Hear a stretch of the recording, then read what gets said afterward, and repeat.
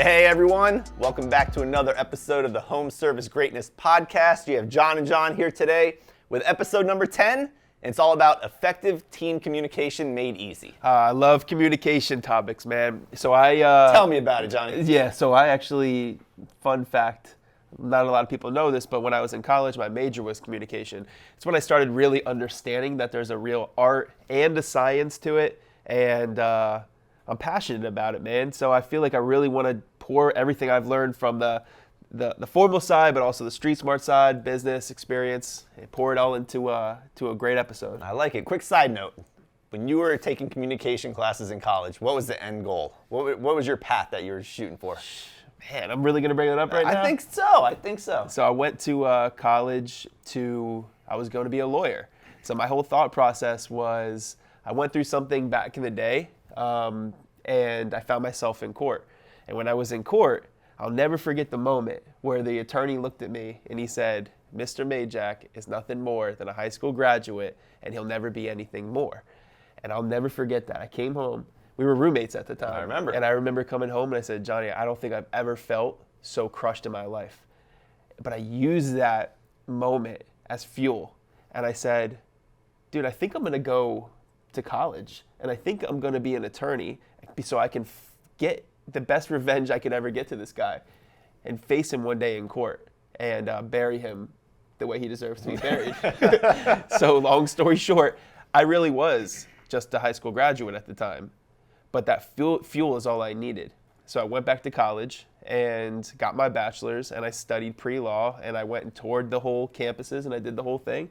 And throughout that process, I ventured off while I was touring law schools, and I started Mr. Pipeline, right? So it's like that whole moment led to Mr. Pipeline. So my whole passion, my whole root is nothing more than just being an excellent communicator. And I've come to realize, like in business, we're in the communication business. We sure are. Right? The way we talk to our clients, the way we talk to our team, the way we talk to ourselves, it's all communication. Right? It's just a different widget. Yeah. You know? But so touch on that for a second further. It's more than just verbal communication, right? What other type of communication can come into play? You're setting me up volleyballs, man. So that right there is the written communication, oral, I mean, you name it. There's all sorts of communication styles. But it's important that you have each one kind of dialed in and making sure each one is excelling. So when we talk about styles of communication, it's very, very important to make sure that we understand the style of communication for a leader versus just normal styles of communication. Because what I've come to realize, if the leaders of the business fail to understand that it is a different style, and it's more than just verbal communication, it's nonverbal communication as well. But the leadership in the business has to maintain a certain level of professionalism through all of their communication styles to be really effective in communicating with the team. So we can take a look at a few different verbal styles of communication to start, right? Everyone's familiar with aggressive communication, passive aggressive, and passive communication. Mm-hmm. But of course, the main route to be on, the main area to really be effective in your verbal communication is while being very assertive. Now, what is assertive communication compared to the rest? Assertive communication is very clear dialogue that's right to the point. So I couldn't agree more. So when it comes to like being aggressive, nobody wants to deal with a leader who is trying to bully somebody around. Passive aggressive, I think you owe your employees more than guilt tripping them, right? We're not in elementary school. I feel like and then this the passive communication, just being completely dismissive. None of that is acceptable when you operate at a high level. The name of the game, I couldn't agree more, man. Being so assertive is the number one way we lead. And it's just clear expectations, very direct, no games, none of that BS. Yeah. I know one of the ways to be an assertive communicator is to lead with a servant-style leadership, right? With the servant-style leadership, you're putting yourself out there to be a resource for your team, right? Not necessarily doing the job for your team, but letting them know that you are there to support them and actually supporting them when needed. So a great example I have with this is a servant leader is not trying to seek attention or recognition for anything that gets accomplished in the business. I'm sure we've all seen very poor leaders or poor managers inside of a business that something happens in a positive light and they want all the recognition. Very, very poor way to lose trust with your team.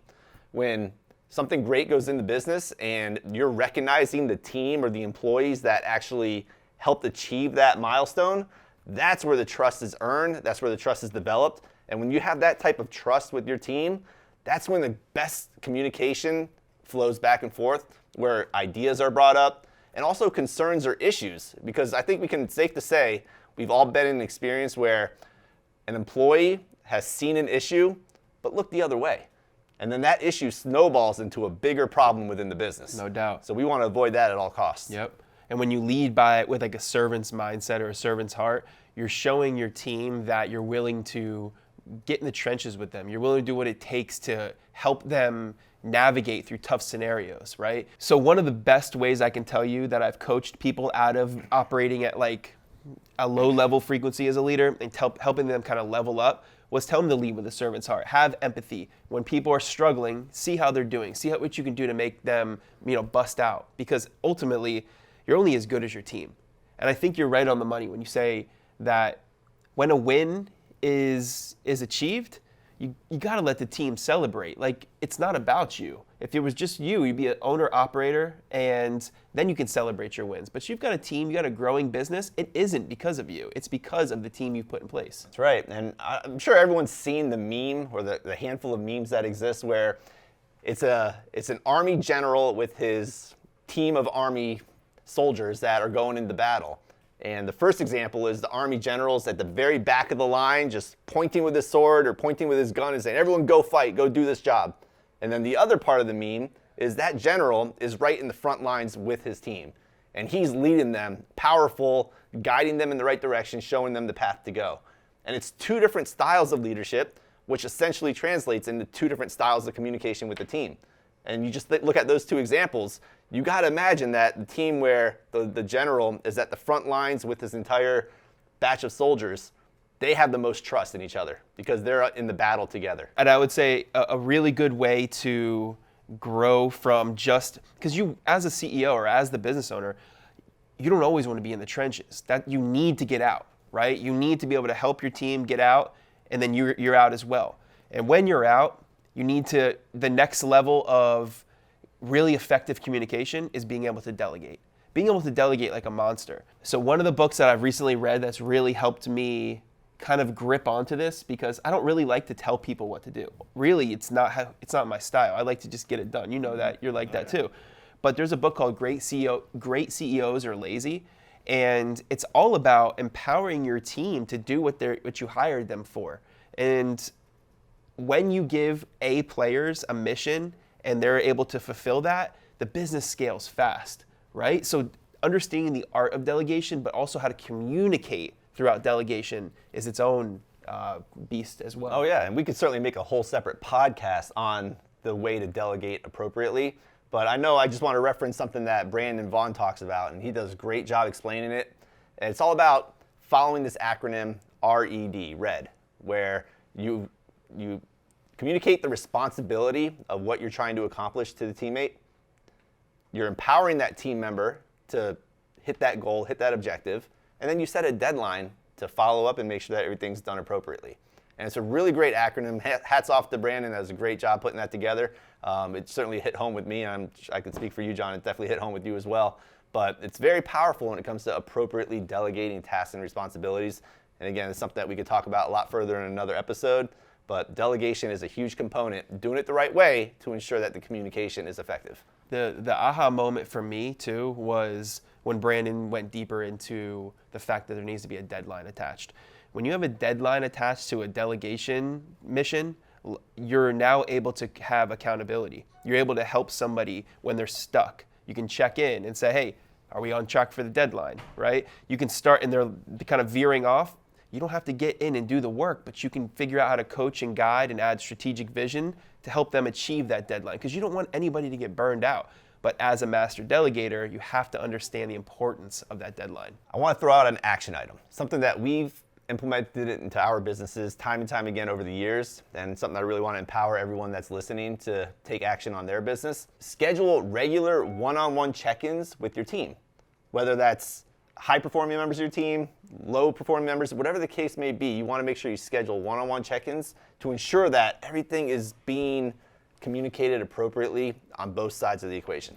And if you're in a business that's kind of outgrowing the couple $100,000 range and you're playing ball in the $500,000, million, maybe you're in multiple seven figures, you probably have a manager in place that you've hired that's probably better at that job than you. Your job is to figure out how to coach, lead, and effectively help that manager speak to the team effectively as well. So don't discount the fact that you hired great players, right? Put them in the game and allow them to do what they do best. Get out of their way. But do make sure that checking in is part of the agenda. Yep. And one more little golden nugget to throw out there with that check-in is not only focus on the business components, but have a check-in about the personal development. Because when you show that empathy and you really plug into your teammates' personal development goals and what they're trying to achieve outside of the workplace, you're really going to open those lines of communication and build even more trust. And John Maxwell says it best, Johnny, when I see somebody that's breaking out of the pack, it's usually due to personal growth. So you do want to make sure that somebody's checking in and helping their staff and their teammates break through personally. Because when you break through personally, it just ripple effects into your professional career. Johnny, great stuff. Hope you all loved this episode. Comment below. Let us know some of your thoughts. Let us know what you liked about it so we can keep giving you the content that you're looking for. And don't forget to leave us a review too. That's what helps us really outrank the algorithms, because we do want to provide the greatest value to you. But we can't do that unless we know what your feedback is. So make sure you leave us a review too. Make sure you like, subscribe, and follow us, guys. And until next time, we out.